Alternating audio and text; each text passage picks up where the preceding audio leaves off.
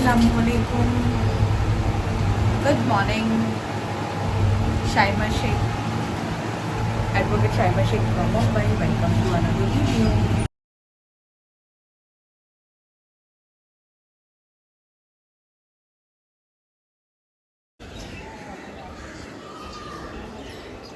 मुझे ऐसा लगता है कि कोर्ट के काम कभी ख़त्म नहीं होंगे, ऑनेस्टली लिटरली ऐसा लग रहा है और ऑनेस्टली से फील भी हो रहा है। बज रहे हैं समथिंग 4। थक गई हूँ ऑनेस्टली। काम कभी ख़त्म नहीं होता, ये बात तो हकीकत है। अस्सलाम वालेकुम, good morning. Continue video for Ramzan fasting is today day 3। आज है सैटरडे। यू कैन सी 11 बज के जा चुके हैं and I am late as usual. बहुत कंफ्यूजिंग, अभी तो कंफ्यूजिंग चल रही है लाइफ। मतलब सीरियसली कंफ्यूजिंग चल रही है, क्या करना चाहिए क्या नहीं करना चाहिए। एंड व्हेन आई से कंफ्यूजिंग, मुझे लगता है जब इंसान कंफ्यूज होता है तो राय मशवरा लेना चाहिए। राय मशवरा लेना चाहिए, but end of the day decision सामने वाले इंसान का होना चाहिए।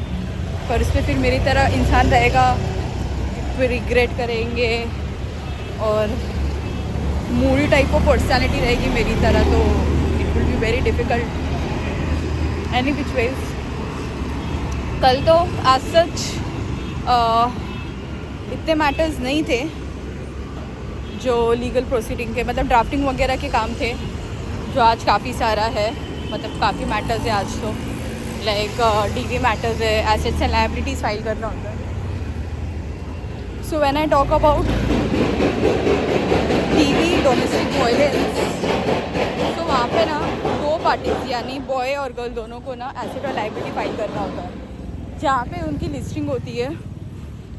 एसेट्स एंड लायबिलिटीज़ का मतलब उसमें बहुत सारी चीज़ें लिखी होती है, उनकी सैलरी, कहाँ रहते हैं, क्या काम करते हैं, कितना कमाते हैं, कोई कर्जा है क्या, कोई बच्चे हैं क्या, औरत कहाँ पे रहती है, आदमी कितना कमाता है, कौन सी कंपनी में काम करता है, पूरी डिटेल्स रहती है।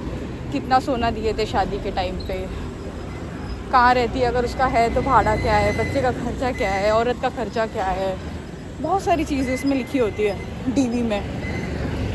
तो ये चीज़ है, उसको हम एसेट्स एंड लायबिलिटीज़ फाइल करना बोलते हैं when it is a husband wife matter, that is a domestic violence matter. जब मेंटेनेंस की बात होती है दैट इज़ 498। ठीक है, ये चीज़ हो गई। दूसरी चीज़ मैं आपको बताती हूँ कि जब हम सर्टिफाई के लिए मेरे को ये थोड़ा सा ऐड ऑन करना था। जब सर्टिफाई के लिए हम अप्लाई करते हैं, सर्टिफाई के लिए क्या होता है कि कोई भी डॉक्यूमेंट्स हमें कोर्ट से निकालना है तो उसको हम सर्टिफाई कॉपी बोलते हैं।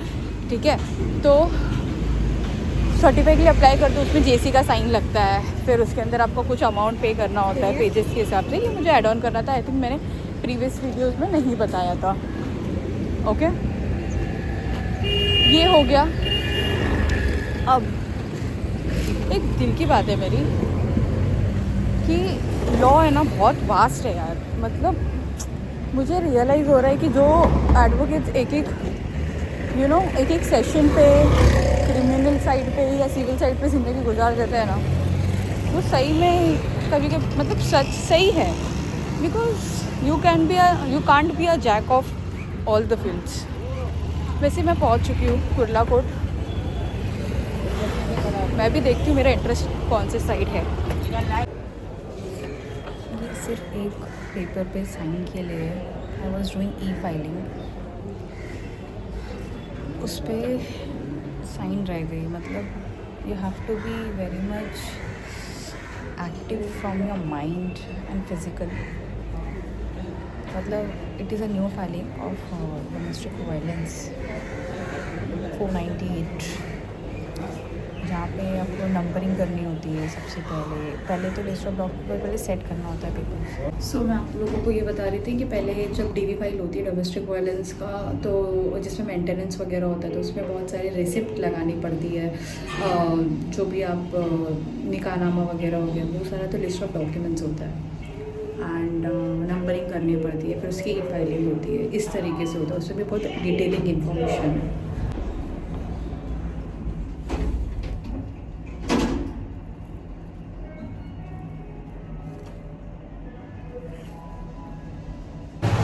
घर तो आ गए भागते दौड़ते, बिकॉज इट इज़ रमज़ान, तो इफ्तारी के पहले ही पहुँचना होता है।